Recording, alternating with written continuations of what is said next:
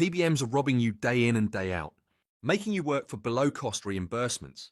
Billion-dollar corporations hurting hard-working independent pharmacy owners as they line their pockets and put so many of you out of business. And now it's happening with so many pharmacy software vendors that have sold out to billion-dollar hedge funds. Are you truly happy with your pharmacy software vendor? Is support what it used to be, or you find yourself waiting on hold? Are your issues resolved in a timely fashion? When is the last time you took a look at the bill from your pharmacy software vendor? Perhaps it's time for a change. Visit our website at www.datascanpharmacy.com and give us a call at 1-877-222-7979.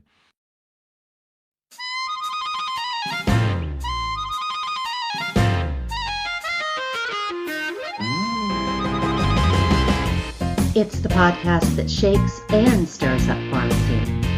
Welcome to PBM on the Rocks. Was that before or after you got banned from Twitter? I think that was before. Right? Yeah. No. I'm good now.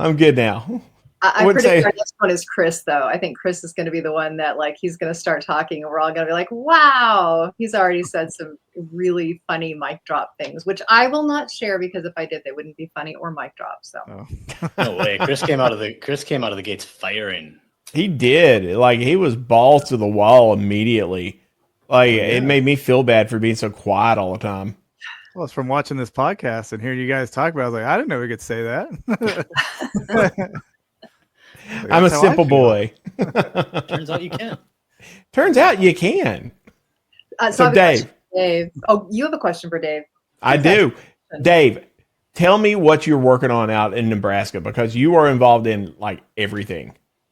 So they're having a committee meeting at 7 a.m. tomorrow morning, which is 6 a.m. my time, for legislative committee, which is going over what we want to introduce at the state level this year, because our bill got gutted last year because Blue Cross Blue Shield had some very good lobbyists, as they do in every state. And a couple of the senators said after they left last year, of course, so they threw us a bone, but who knows if they mean it or not, because everybody left. So it's easy to say whatever. But they said they would like to be looking at an Alabama type bill. Oh, yeah. If we could get that, that would be amazing. We know a guy. Yeah. We know a guy might be able to help with that. Yeah. So anyway, that's what's going on in the morning, but it kind of is frustrating because you get all different kinds of people on. You have the chains represented, you have the hospitals represented. You do get a lot of different people who want their things put in as far as a bill, and you have to kind of do the best of everybody to try and solve all problems. But the thing is, people in a lot of the different divisions don't realize we're fighting the same enemy. Yep. And if the hospitals don't know that, they're going to find out real quick. I was going to say, isn't it the same people causing everyone all the problems? Yeah. Yeah. I will straight up tell you the hospital lobby is most likely never going to be your friend, but the chain lobby can be your friend. Yeah. They were actually really good for us here in Virginia. If you can get a coalition together and hit up your oncologists, hit up the rheumatologists, they have the same issues we do. Get that coalition together and work behind the scenes for a uniform message, and you can really hit out. Yeah, we had some of the specialty docs last year testified on behalf of our bill because they basically in Nebraska, outside of UNMC, and I got a buddy in Hastings who has a specialty pharmacy, but I think probably truthfully, there's on one hand, you could count the specialty pharmacies for the entire state of Nebraska. And I think one of them was a rheumatologist. I think another one was a dermatologist that actually came and spoke in favor of the bill saying, you know what, our people cannot get their medications. Yeah. Or at least they can't get them on a timely basis. And, of course, everybody there knows about it in the state legislature because I've been testifying for 6 years, the same garbage every year. So we're kind of excited. We'll see what those two senators actually do. But our former state lobbyist for the association is now a state senator. There you go. So Yeah. you definitely have somebody there. It's good to have someone that high up in your corner that and it also just understands the subject matter, because that's one of the biggest things to push through is just making sure the right people are educated. Because if you get the right person in the right position, you can do a whole lot of damage. And if they're the person that the rest of the lawmakers look to on these topics, it's really influential. Well, and Blue Cross Blue Shield, I went and spoke at the University of Wyoming, go Pokes. And I spoke to the head of their board, their state board, and he said, not this year, but last year, they had a good bill, got it to the governor's desk, and the governor vetoed it, and they didn't have enough to override it. And I said, what the heck happened? And he basically said, Blue Cross Blue Shield of Wyoming went in there and said, if you do this, everybody's premiums are going to go up. Yep. Well, hello, everybody's premiums went up anyway, and the bill wasn't signed. So obviously it's not PBM reform you're making the premiums go up. Yeah, No. and that's where I think we need to take a page out of the PBM's playbook, because they're always like, hey, if you do this, then drug prices are going to go up. And then they always say, and it's the drug makers who set the drug price, which is true on a technicality all the time. And so I think what we need to be saying is, this bill will not cause premiums to go up. Ask us how we know. And they go, how do you know? And you go, because only the insurance company can set the premium. Mm-hmm.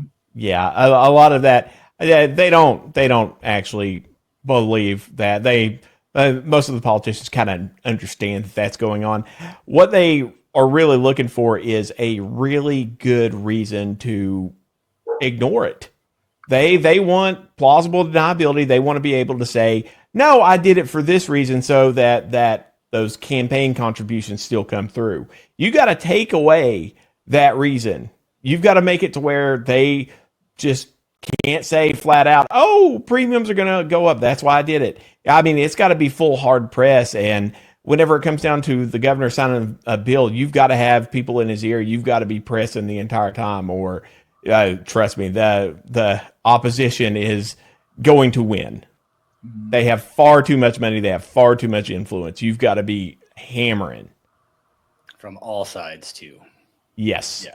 But do you really All think, sides. do you really think that's true, though? Because that's such a cynical thing. Like they actually know it's true. They're just saying that because they want more campaign contributions. I actually think that they might actually think that those premiums will go up if the bill is turned into a law, because they don't understand the mechanism, right? Which is why I think it's so important to keep saying, like, who sets the premium prices? They act like, the bill itself is going to somehow spur that, but it doesn't. They actually raised, like Dave just said, they didn't even pass the law and the premiums went up.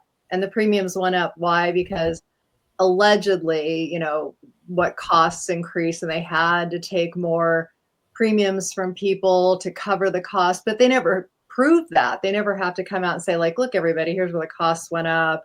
Sorry, everyone's got to contribute more money to the pool so we can cover more, because they don't have to be transparent, right? And I don't know if people really, if our lawmakers necessarily understand that, is what I'm saying. I think that they understand that the premium money will not be going back to them, is what they understand, is that if they raise the premiums, they're lowering the amount of premiums that go back to the lawmakers that gets sent to them for lobbying. Oh, so what you think is that the higher premiums means lesser campaign contributions. So you think what Jeremy thinks. Yes. Yeah. It's more complicated than that. I don't think a lot of them are consciously making that decision. A lot of them end up weighing what's best for the party or what's best for our chances. And it comes down to, hard decisions. But also, Dave, you're in a single party state, so that shouldn't have mattered nearly as much now that I'm thinking about it. Yeah, well, this was Wyoming that they vetoed it.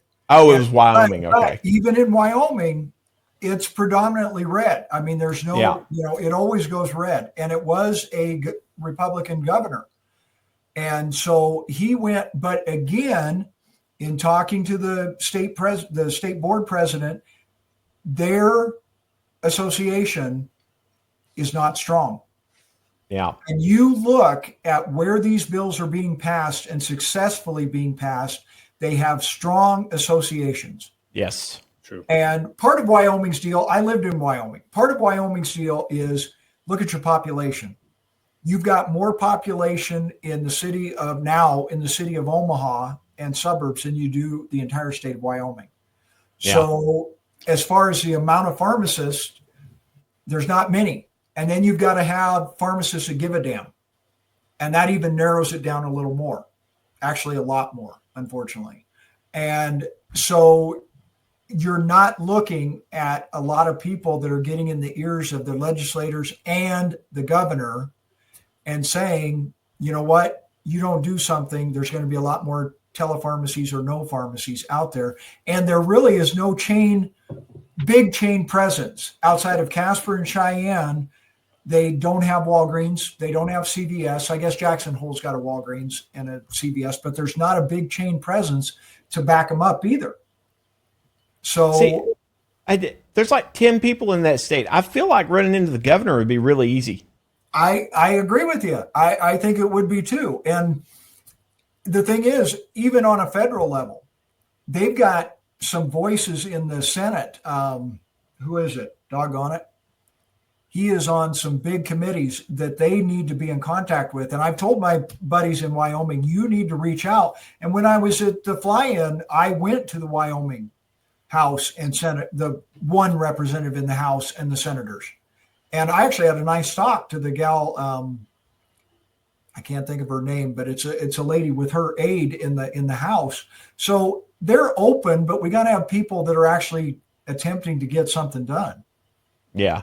And you do. You've got to have that relationship. You've got to have that engagement, because if you're not engaging with them, someone is. Right. And exactly. Yeah. They are most likely not going to be friendly toward what you are doing.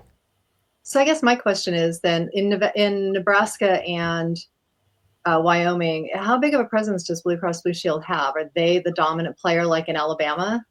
They are the biggest in both states. And in fact, it pisses me off whenever I go to a ball game, because every school gym in the state of Nebraska has a banner saying Nebraska Blue Cross Blue Shield loves the Panthers or the Lions or whatever. So it cost them freaking $50 to put that up, and everybody goes, oh, look at what they've done for us.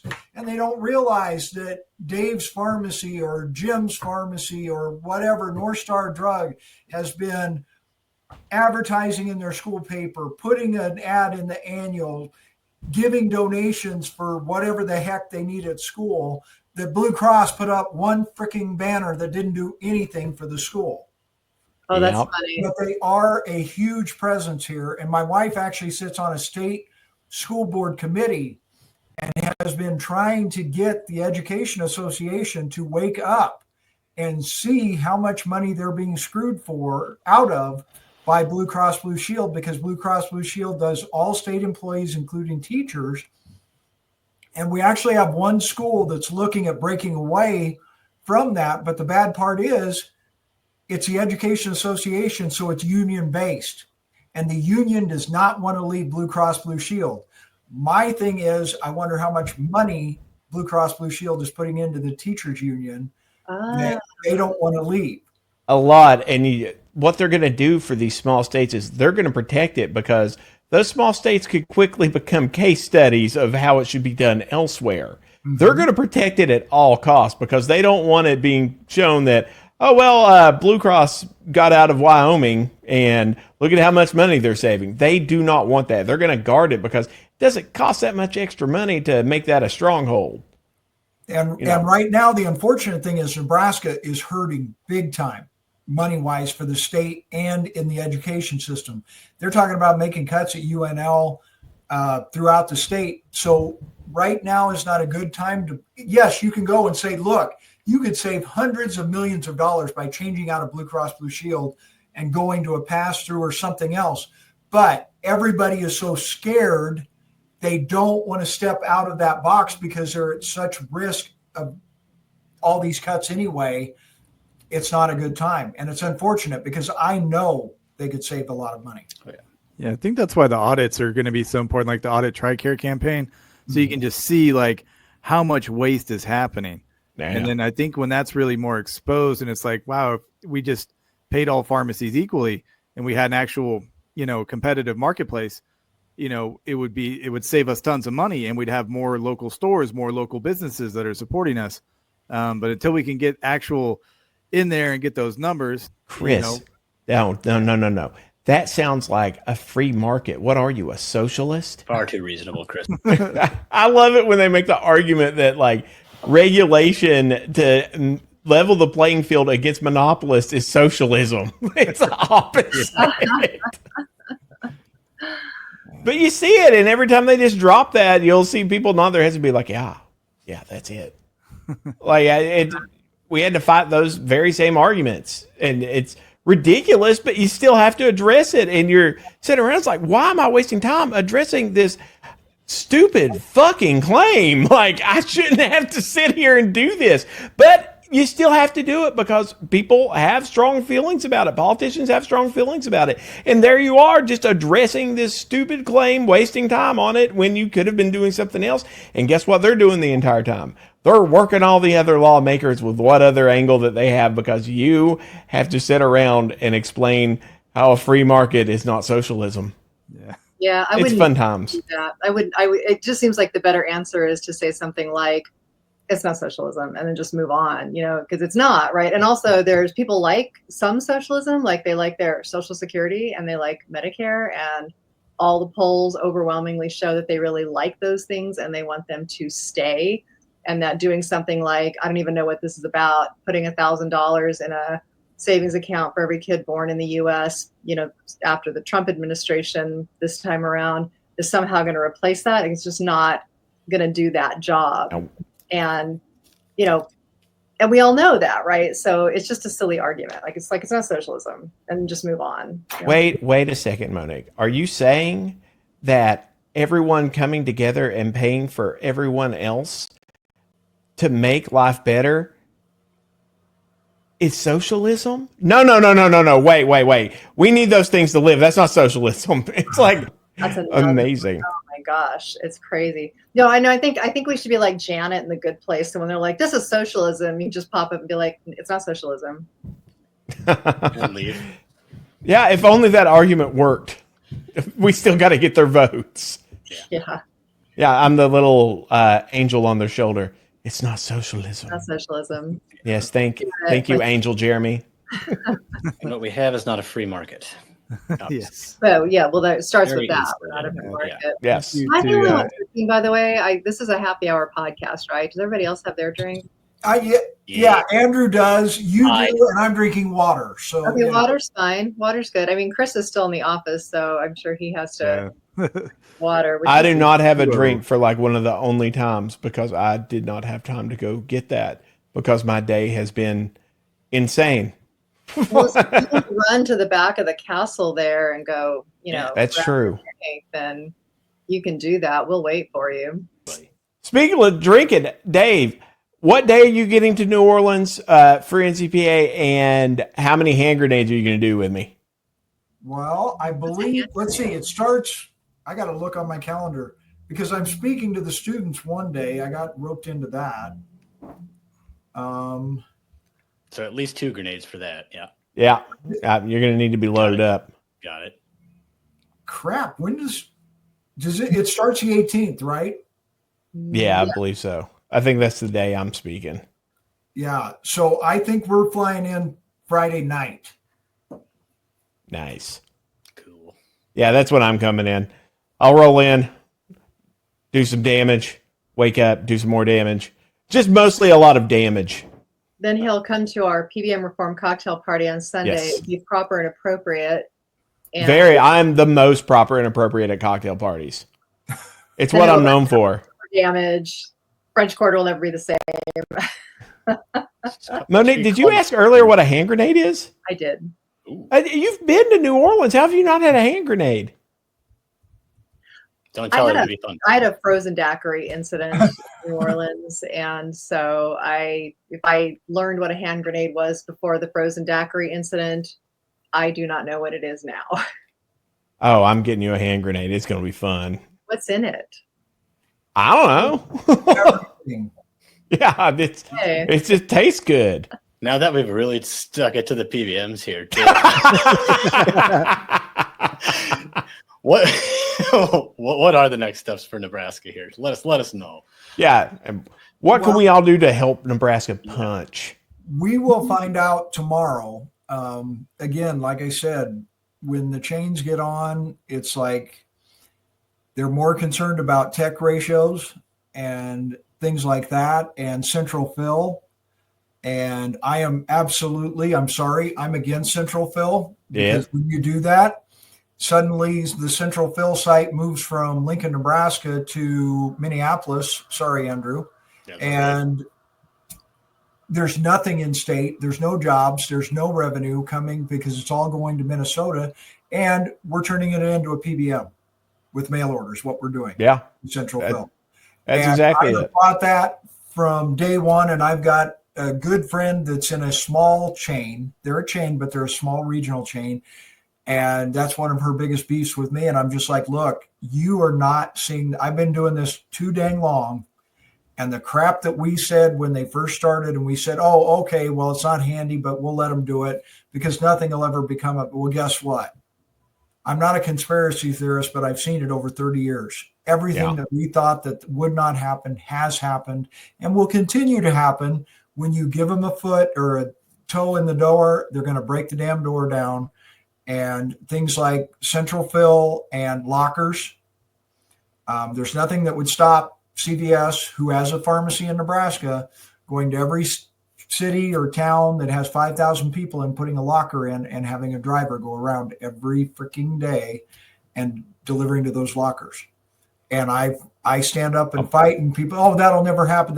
Yeah, we didn't think they'd have mail order pharmacy either. We didn't think they would have insurance as part of them, and they do. We didn't think that there would be mandated mail order, but look where we're at.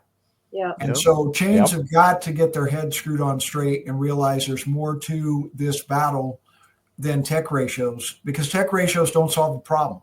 No. They're trying to eliminate our profession. No. That's what it really comes down to. Yes. And that's what I've said. Ideally, as a pharmacy owner, I would much rather have a pharmacist than a technician. And I love my technicians, but they are not pharmacists. And all we're doing by diluting the profession is those kids are going to school, pharmacy school, coming out. We're saying, oh, we don't want you. We can have 2 technicians take your place. No, we can't. They're not educated like a pharmacist is educated. And even the best ones, and again, I love them. My daughter is a vaccinating technician, is not qualified like a pharmacist is qualified to make clinical decisions on a basis. I will say that the technicians are more qualified than most people that work at the PBMs to answer any of those questions. Good point. But still, there's nothing to replace a community pharmacist that you can call when you have a drug question and get a quick answer and just help you out with your health. And having, I've always said this, that if you have to call a PBM to get a pharmacist on the line and you have a real emergency, it's faster for you to go to an emergency care, an urgent care, or a big hospital and get in front of a doctor, in a room with a doctor, than it is to get one of those PBM pharmacists on the phone. They're not accessible. They are not there to help. They're not part of the community. They're going to ask you 20 identifying questions before you can even get to the point of what's going on. The profession is getting, just diluted down and not being as helpful as it should be. We're not able to function as we should and be part of our communities because all this mail order, these lockers are happening, and we're just not able to be community pharmacists that are impacting our communities, because a phone number is not going to impact my community, but I am when I'm helping and when I'm calling and going around and seeing patients and having people come in and call, ask questions. No, they can't replace that, and it makes our whole healthcare system go down. I love that speech, Chris, especially the part where you leaned up real close and you went, but I am. No, your eyebrows went up and everything. To me. I am. I love what you're saying, though. I think what you're both pointing to is something that's incredibly important, and part of what you're going to hear us banging the drum about this really, really loud at PUTT when we talk about swinging out big and standing up for the profession and no compromises. I think there's too much diluting the profession with innovation. It's not innovation to dilute the profession. there's a lot of, I think people look at what you just got done describing, Dave, and they say, well, that's efficiency. We need that because that's efficiency and that's going to keep costs down. And it's not, it's dilution. I've shared this story thousands of times about, I have some incredibly educated friends that my frustration has been trying to educate them about what the pharmacy profession is, which is a medical profession. And it's frustrating to not only have to educate the public, but then have to go to the very people who should be protecting the profession and be like, hey, don't forget, you're a medical doctor, or the laws we're asking you to write for us are about protecting a medical modality. These are people who go to their own medical training and they are qualified and capable. And by the way, they perform triage all the time. We don't want to lose this. And you can't get that from a guy driving around, opening and closing lockers all day, leaving medication in, and you can't, by the way, either get it at a call center for a PBM. They can't do the vaccines. They can't really counsel. There's so much less they can do. And they're slower too. It's faster to get it same day at your local pharmacy. They're slower, less efficient, less qualified, and less impactful in the community. They're just a lesser version of it, and they cost more. And that's the worst thing that, if we could get more of those audits we're talking about, getting more of that showing that we're paying more to get worse care. I mean, even at the brick and mortar like CVS, they're so slow on top of it too. Oh gosh. They need that higher ratio, right, Dave? So they can. And that's why they're pushing it, is because they are slow. They can't get pharmacists because nobody wants to work for them. Exactly. And so they get technicians, and the kicker on that is these technicians are rotating. It's like a revolving door. So not only are you diluting the profession by using technicians, but you have technicians that have been a technician for a year or a month or less, trying to make critical decisions on somebody's health that have no business doing that. And it's not their fault. They've been thrown into the fire by corporate. And I know this because I work for a chain. Mm-hmm. Yeah, the solutions that in the short time that I've been involved, the solutions that I've seen being proposed for things like you mentioned a little while ago, the telepharmacy, not a solution, right? It seems like it should be so efficient. Like, oh, you'll have the satellite office, you'll have a technician there. They will be overseen on a video camera by an actual pharmacist. That's not really a solution. That's really not different than the guy driving around putting medicines in the lockers. We want to be, I think, cognizant of how these things that are actually often, I'm almost always, in fact, created by someone not in the profession, someone who thinks they're being helpful and disruptive. Oh my God. Tech bros getting involved in healthcare is awful. Yeah.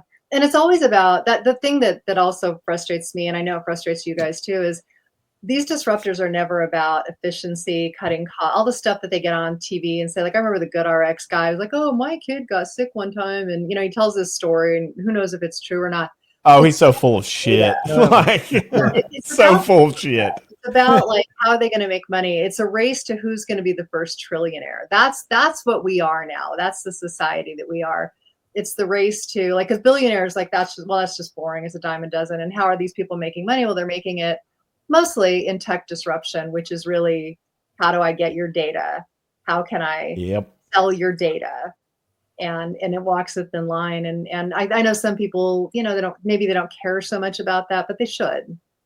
Yes. Well, and I mean, that's one of the things. Go ahead, Dave. Well, it's so frustrating to me because the people that are using those cards are the same people from the generation that know nobody does anything for nothing. You don't get anything for nothing. And so they get these cards and they're like, oh, it's free. No, they have social media ads, radio ads, TV ads up the butt. Where do you think they pay for that? By being nice? That, ABC says, oh, shit, you guys are so nice, we're going to give you 30 ads a day because you're nice to people. That's not how the world works. And the New York Times and also I believe it's the Washington Journal has both run ads on GoodRx and them selling their patient information. Yeah. That's how they make money, and screwing community pharmacies by charging them fees. Well, on top of that, they trick you into giving it to them too. So they tell you that they don't need any of your patient information, and that's misleading because as soon as you run the claim, the pharmacy gives it to them. Yeah. And It's ridiculous. Well, and then doctors and hospitals are ignorant of the fact that they're cutting their own throat, because when they give those cards out, no skin off their back until the patient gets an email or a call from GoodRx's telemed service that now takes that patient over. Yeah. Brilliant hospital. Way to go. You saved your patient money and you just cost yourself a patient. Oh, Wow, yeah. I didn't even know that happened. That's horrible. Or here's the good MD card. You'll see this patient for $12. There you go. Already been prearranged. The good MD So cards. it's important. The education, it never stops, but I think it's good. And that's why I like having conversations like this, because, people listening now hear what we're saying, and then they know, and then they can carry that conversation forward, which is what's awesome about the audience for PBM on the Rocks and what we appreciate. Yeah. All of our And listeners. you got to give it to them. Like the GoodRx people, they basically found a loophole and they said, how the fuck do we monetize this? And then they figured out how to sell nothing and just scrape money together. They don't offer anything. That's what they did. They're just leeches. Yeah. Like, it's like, okay, genius. Like, you managed to make a ton of money doing nothing, which actually they don't make that much money. They spend far more than they're bringing in. Like the PBMs are keeping them propped, but in the end, they're just acting as a third-party price fixer for the PBMs. So it's like you're hurting everyone while you're claiming to help. These are some of the worst actors in healthcare. Like, if you're not actually doing something and taking care of someone, most likely you fucking suck and you're not doing anything worth a damn in healthcare. But, that's just little old me. What do I know? Well said. Not much. Just trying to chill. Yeah. Everyone keeps dragging me into these things. Chill all the time. Yes, it's what I'm known for, Andrew. Yeah. Very, very Being chill. all the time. But I mean, also, how do we get this through to patients that's one of the hardest things. And you have some patients, they'll take it right up. Like, they'll get it. They understand. And then other times it's hard to do, but they're just like, yeah, but if you go to like this thing, you're not going to be able to come see me all the time. And I think I'm charming, but a lot of people don't. So I don't think that's a good sale for them. We always tell people that GoodRx it charges us money, so we can't take it. We can't lose money selling you a prescription. They're going to sell your data, and what's the third thing? They own. We tell doctors that, and this is true, that GoodRx owns a telehealth company. So if they put the GoodRx card outside of their office, like, you're literally giving your patient's data to your competition, some telehealth company that's going to know exactly what meds you're prescribing, figure out what they're for, and then your patients are going to start getting Facebook ads and other stuff that say, hey, get a free telehealth visit with your insurance, or for free, it's less than your doctor, whatever. They'll put your name because they get your name from the prescription. You're the doctor, the prescriber. So, there's several good reasons not to use it. See, I feel like we really could have got around that. We would have got around that over time. And then they came up with those damn deals where it was the automatic bounce down for like the CVS plans. And that was, it was like, man, you all really are figuring out some ways around that. That's some innovation. When you see that, you mean how they got themselves embedded into some of the benefits plans? Yes. Yeah. Like, that is innovation. Like, all the innovation is how to suck more blood from people. I believe they call that algorithmic price fixing, Jeremy. Algorithmic price fixing. Yeah, it's a big term, mouthful. That does sound impressive. Yeah. Dave, you mentioned, I thought this was interesting. You mentioned earlier about pharmacists who give a damn. You need pharmacists who give a damn. And I was curious, like, how would you characterize the environment? Where are pharmacists at in Nebraska? Well, thankfully, when we got back from our trade show, one of the gals who was there actually sent me something out about, some of the bills in the House. We got to do something on this. We got to do something on this. And had Adrian Smith in her pharmacy. I'm not going to lie to you. I was a little jealous and pissed because Adrian wouldn't come to my pharmacy this year, and he always has. But like my wife said, be happy because somebody else is picking up the torch, and it's not you, which means that's another voice that's going to be heard, and it's another avenue and circle of, what do you call it? Circle of not friends, but influence. Circle of influence. Yes. That will be reaching out into different areas than what you have. And that's great. So, I mean, that was exciting to come back and see that. But I get so many phone calls because I sit on 2 state boards and I travel. Everybody on the state board, on our DUR board, all of their mileage combined does not equal mine. And I go out there and I come back and I pass around the information so everybody knows about it, things like that. And so I get a lot of phone calls from pharmacists, and they will call me and complain about, well, we need to get paid for this. We need to have this. We need to have this.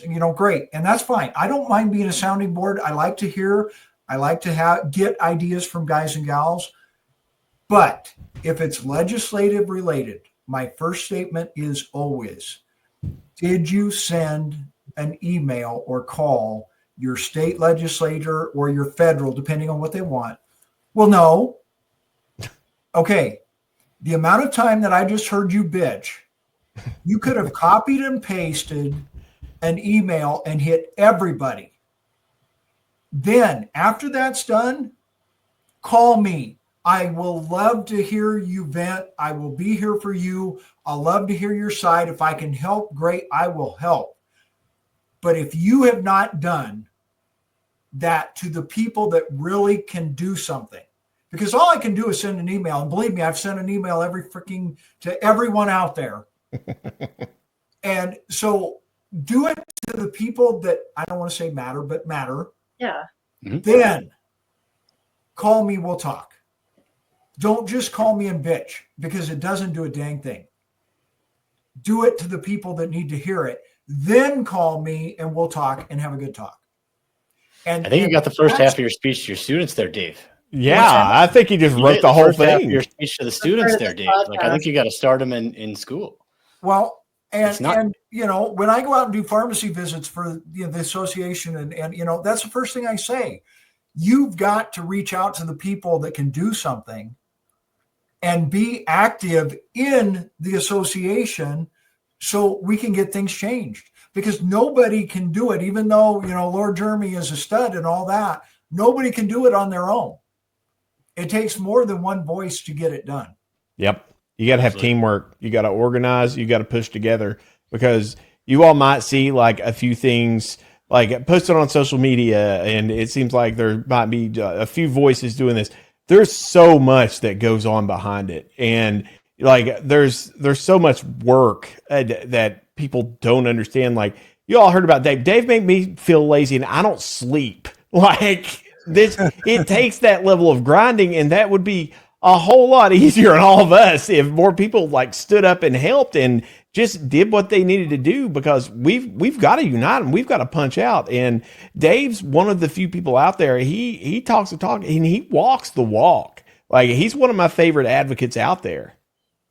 I knew when we were in Nashville, Dave, and they had Dave on the stage and he was doing voting for Pharmacy of the Year. Well, yeah, Dave went straight to the advocacy, and I was like, oh, you locked it up, Dave. You locked it up, because he went straight for the advocacy, and you could hear people in the crowd like cheering and like getting excited. And that was cool, because on the next day on the showroom floor, Chris, I had people come up from Nebraska, which of course that's a no-brainer because it's your state. But I had somebody from Illinois come up and say, hey, how do we do this? And I'm like, here's my cell number. I want you to go home and call me, and I will tell you how to do it, because I don't care if they're from my state or not. If we get 26 states that get pharmacy benefit reform packages that are good, maybe the other 24 will open their eyes and go, oh, and then also on a federal level, we will have federal officials going, oh, shoot, this can be done. We're seeing it done. And also your pharmacists are easier to talk to your state people because it's a guy, one town over, maybe in the same town, you know him, you know his kids, whatever. Okay, so it's easy to get them. But once they get them, you know what? It's not such a big deal to have Big Senator Joe, that's 2 of them in Alabama to come to my pharmacy because you know what? I had my state rep and it went pretty well. Yep. So let's have the senator come in too. Absolutely. It really is getting them to just clear the smaller hurdles to know that, you could jump the other ones too. It's really just kind of getting them there and letting them know it's not so scary to do this. It's not so awful to do this. And then before you know it, you're jumping a ton of hurdles at once and you're just grinding away, but you love it and it's what you do. And we've really got to find a way to get people motivated to do that, or at least lower the hurdle to get started. Like that's the biggest thing I always try to preach to people is like, make it easier for people to get involved, make it easier for them to get active. If you can make it easier, make it seem not so scary, they'll take that leap. And that's when you really get them, going and hooked. That's what you got to do. And I would add to that, for anyone who's listening, who wants to get involved and you really don't know your first step, if you don't have Dave's cell phone number, call or email PUTT, contact us at info@truthrx, and we will walk you through the first step. But I will tell you, the first step of getting involved is as simple as Googling who your state elected official is. It starts there. And when you find out who they are, you'll be amazed to find out very often their Twitter handle, their Facebook handle, any way to reach them on social media is there. You could send them a message. You could post something. Boom, you're involved. You can send an email. Boom, now you're advocating. It really is as simple as, it's a step 1, step 2. And it's not, I think there's a misunderstanding about like, you got to do something hard or really involved. Like, I'll just start with like, you've never done this before, but you need to have a person, an elected official come visit your store. That by the way is great. Everyone should do that, but that doesn't have to be your very first step. Your very first step could simply be sending an email to that person, letting them know what it is you're dealing with. And that could be as simple as, this is my pharmacy. I have this many patients that I serve. I've been in business this long.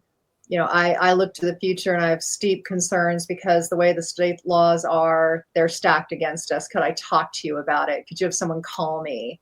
And you're involved. Now you're advocating. And it's not, like pack your bags, go to Washington, D.C., wear comfortable shoes. That's true. But, like you could actually start with an email. and follow up more than once, Yeah. And don't feel bad if you get like a form letter back. Everyone gets form letters back. Yeah. But as you continue to email them, you will actually start talking to people, especially if you start calling, if you go out and seek them out at events, and you can form those relationships. I mean, these are just people. Like they want to hear about it. And most politicians out there, they really do want to do what's best. Like they're in it to try to help people. Yeah. And that gets lost in a lot of things, especially when you hear me talk, but it is true. Like most of them are decent.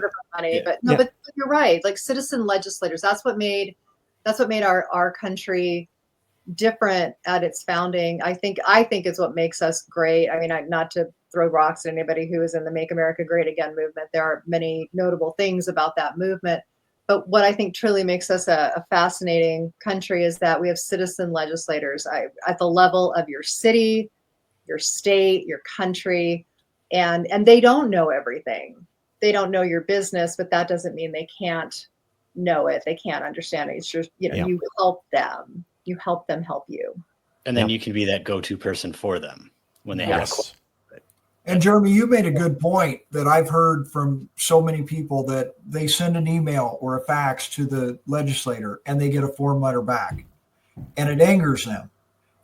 Believe me, when I get a form letter back, it kind of angers me too, but it is a response to what they got, what you sent in. So they are paying attention. They did get it, but you have to realize that aides do more than the elected officials in 95% of all offices.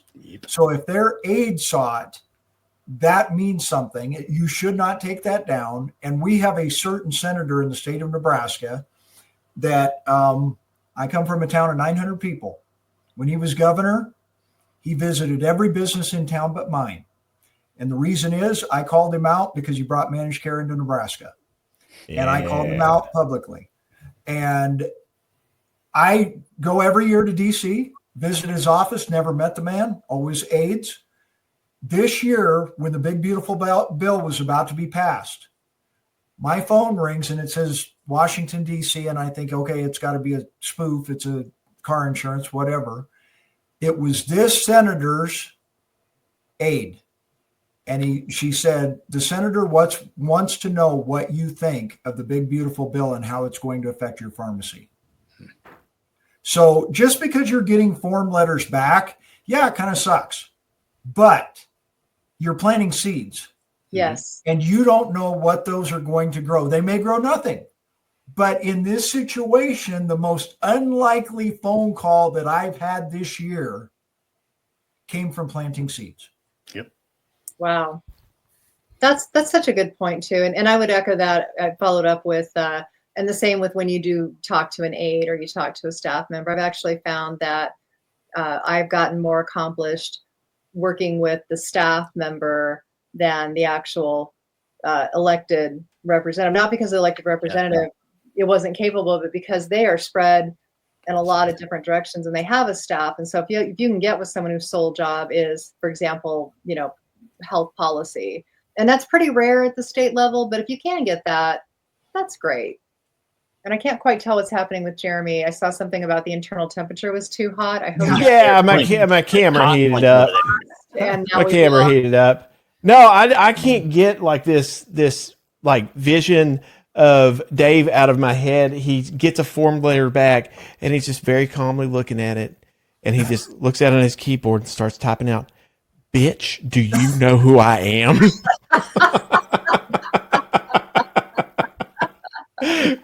Never would do that. Never. Maybe. Although I've done that on some PBM calls when I've called the pharmacy help desk in the last month. I have thought that. You don't even know. You tell me the names of your chicken. I think we've all had that moment. You're kidding me, right? So I know, Jeremy, we are coming to the end of our time. I think this would be a perfect time to talk real quick about the summit that we have coming up, which Dave, you are, please, I hope you will come. And if you do, we may have to call you up on our digital stage, so to speak, to say hi to everybody, because you're such a fabulous supporter of our work. We have the summit, our annual summit, and we have some hard-hitting speakers this year. So the summit itself is September 24th. It will be from 10 a.m. to 2 p.m. Our summit is online, and we are going to at the time that this recording is being released, we're going to be promoting in a big way. But for everybody, you really want to be at this one. We've been talking about now all year, swinging out big. In the last newsletter, we came out with that was literally what we said. It's time to swing out big because it's not a politics as usual environment. And so it's a unique opportunity to really go big, go big, go home. This is the time. And so what we're going to be talking about is we've asked John Vinson from the Arkansas Pharmacists Association to be our keynote. And he's going to be talking about Act 624. This is what we all know as the PBM licensure law that required PBMs to choose between being a PBM and owning pharmacies. It did go to court, and the last that I understood, I think it was overturned, and they're going to appeal it. The governor is 100% behind this law. Notably about Arkansas, the lieutenant governor is Leslie Rutledge. You may know her from Rutledge versus PCMA. So we have they are kicking it off, and then Pharmacists Fight Back Act and the PBM Act, two very big pieces of legislation that are coming our way again. We're going to be talking about that again. And those are just two of the highlights of what's going to be like a really incredible 4 hours. So I encourage everybody who's listening to register for the event and to be there. You'll have plenty of opportunity to interact with our speakers, ask questions, talk to each other virtually, all the things that we typically do. If you've been to the summit, you know that it's a really, valuable experience. And Dave, I hope you will Hope you'll be there too. It's on the, as I said, it's on the 24th. So more information coming about that. And Jeremy, you're going to be doing a presentation as well. I shall. It's going to be fun. Going to be about how we got things done in Virginia. A lot about teamwork, a lot about data. Not too much about data because I don't want to bore you to tears, but how you kind of get the information you need and deliver it in a way that's impactful. And you've got to have a team to do that because you're not going to be able to do it yourself, like Dave was saying earlier. So I just encourage everyone to mark your calendars and just, be ready for that. And then I'll just say again, if you do not have Dave's cell phone and you want to know how to get involved or get started, talk to us. That's what we're here for. Our whole thing is about, showing everyone how you can get involved in advocating for your profession. Don't let tech disruptors take it away from you. Don't let the PBMs take it away from you. I mean, and I'll just say as a patient, because by now anyone who knows me knows I am not a pharmacist, never been a pharmacist, but a huge fan of pharmacies. And I love my pharmacist and her pharmacy. As a patient, we want our pharmacy there for us. We do. We don't want locker deliveries. We don't want mail order. I never want to have to talk to another call center again about any issue I'm having. So we want you around too. So that's what we're going to be doing. And if you want to fight for your profession, I hope you do, please contact us because we're here for you to help you do that. Yeah. We'll give you some weapons. We'll equip you. Oh yeah. Yes, we will. And we have a big plan to put pharmacists on Capitol Hill once a quarter, so that never again will anyone be able to say, what, if this was such a big deal, how come no one ever talks about it? Like, no, we're here. We're here. We're walking around, we're having meetings, we're talking about it. We've been doing it. And Chris referenced the audit TRICARE campaign, and another PBM on the Rocks. We can talk about, the enormous number of meetings that we ended up having with people who reached out to us to ask about it, and what we hope will be some really good news coming down on that soon. audittricare.org. Go sign, do things. Please give us signatures. Well, you all, this has been a fantastic night. Dave, thank you for joining us. It's always a pleasure to have you on. Andrew, not so much you. Chris, you're all right. And Monique, we love you as always. Andrew's like a brother to me. I can do whatever I want. Dad! But you all, love everyone out there, except you PBMs. Fuck you. This has been another great episode of PBM on the Rocks. To learn more about Pharmacists United for Truth and Transparency and how you can help fight PBM abuse of our healthcare system, visit our website at truthrx.org.